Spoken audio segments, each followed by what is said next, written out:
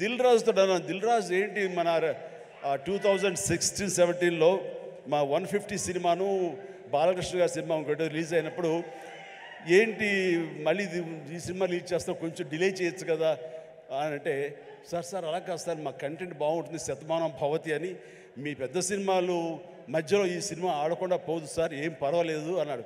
Okay అంత ధైర్యంగా ఉంటే వెల్ అండ్ గుడ్ అన్నాను. ఆ సినిమా కూడా బాగా ఆడింది. కాబట్టి అదే దిల్ రాజు గారు అందరికీ మనకు చెప్పినట్టుగానే ఈ రోజున ఈ సినిమా కూడా బాగా ఆడుతుంది. సో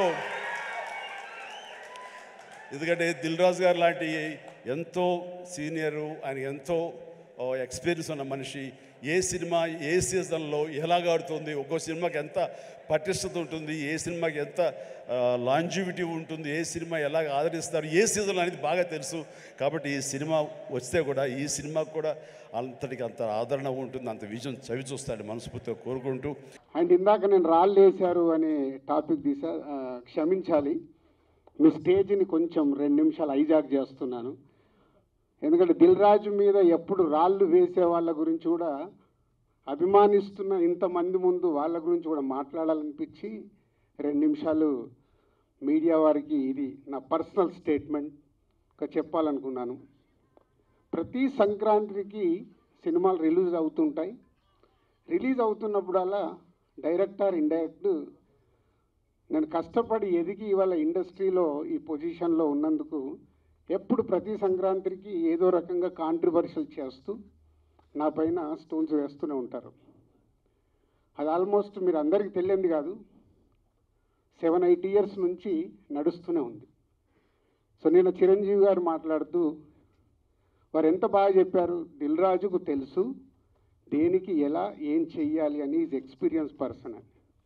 కానీ ఈరోజు కొందరు వెబ్సైట్లలో చిరంజీవి గారు మాట్లాడిన దాన్ని ఇంకొకలాగా టర్న్ చేసి రాశారు. అవి 2 ప్రముఖ వెబ్సైట్లే. అంటే మీరు నా పైన ఏదో రాసి మీ వెబ్సైట్ ఇంపార్టెన్స్ని పెంచుకోవడానికి వేరే వాళ్ళని ఎందుకు వాడుకుంటున్నారు? మీకు ఇది అవసరమా? అంటే దిల్ రాజు ఏం రియాక్ట్ అవ్వడు, సాఫ్ట్గా వెళ్తాడు అనుకుంటున్నారా? టాటా తీస్తా. చాలా రోజుల నుంచి ఓపిక పడుతున్నాను, ఎందుకు అని సాఫ్ట్గా వెళ్దామని. సంబంధం లేకుండా పోనీ ఆ ప్రొడ్యూసర్ వచ్చి మీ దగ్గర ఏమన్నా మాట్లాడా? మీకు అంత దమ్ముంటే ఆ ప్రొడ్యూసర్ని నన్ను స్టేజ్పై పిలిచి కూర్చోబెట్టి క్వశ్చన్స్ వేయండి. ఎందుకు ప్రతి సంక్రాంతికి నన్నే టార్గెట్ చేయాలి? ఇంతమంది నన్ను అభిమానిస్తున్నారు కదా, 95% నన్ను ఇష్టపడతారు, 5% ఇష్టపడతారా? అది ఇష్టపడరా వాళ్ళ ఇష్టం. ఒక మనిషిగా నేను అందరినీ సాటిస్ఫై చేయలేను. సాటిస్ఫై చేస్తున్నాను కాబట్టి ఇండస్ట్రీలో నాకు ఈరోజు ఇంత మంచి పేరుంది.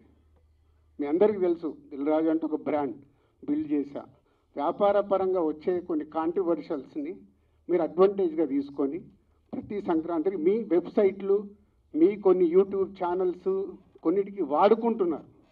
అది 100% తప్పు. మొన్న జరిగిన ఈ సంక్రాంతి రిలీజ్ల గురించి ఛాంబర్లో మీటింగ్ పెట్టి ఛాంబర్ ద్వారా డీల్ చేసి రవితేజ గారిని కన్విన్స్ చేసి ఒక సినిమాని సంక్రాంతి నుంచి జరిపాం. అది ఎంత కష్టం అది మాకు తెలుసు.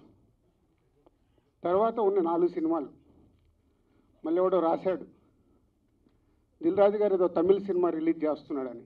ఎవడు చెప్పాడురా నీకు నేను రిలీజ్ చేస్తున్నానని? ఎవడు చెప్పాడు? నీ దగ్గర ప్రూఫ్ ఉందా నేను చేస్తున్నానని ఉందా?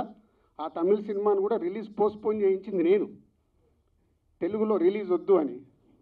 మీకు తెలియని న్యూస్లు రాసుకుంటూ ఎందుకు వాడుకుంటున్నారు? ఇందాక నేను అన్నాను కదా తాట తీస్తాను, ఈజీగా తీసుకోవద్దు. నా పైన ఏదైనా రాస్తే, తప్పుడు రాతలు రాస్తే, మీకు తెలియకుండా కాంట్రవర్షియల్ చేస్తే ఈ రోజు నుంచి నేను ఊరుకోను. ఇన్ని రోజులు నడిచిపోయింది, అది గుర్తుపెట్టుకోండి. 4 సినిమాలు రిలీజ్ ఉన్నాయి. మహేష్ బాబు గారు, వెంకటేష్ గారు, నాగార్జున గారు, దాంతోపాటు హనుమాన్ సినిమాని నేను రిలీజు ఆపాలి అని చెప్పానని రాశారు. ప్రొడ్యూసర్ని డైరెక్టర్ని నన్ను పిలిచి నేను సినిమా ఆపాలని అడిగానా? సినిమా 14వ తారీఖు రిలీజ్ చేసేయండి అని చెప్పాను. 12 మహేష్ బాబు సినిమా ఉంది కాబట్టి 14th చేస్తే మీ సినిమాకు ఉపయోగం, మీ సినిమాకు నంబర్ ఆఫ్ థియేటర్స్ దొరుకుతాయని చెప్పాను. కానీ దాన్ని ఇంకొక విధంగా మార్చి రాశారు.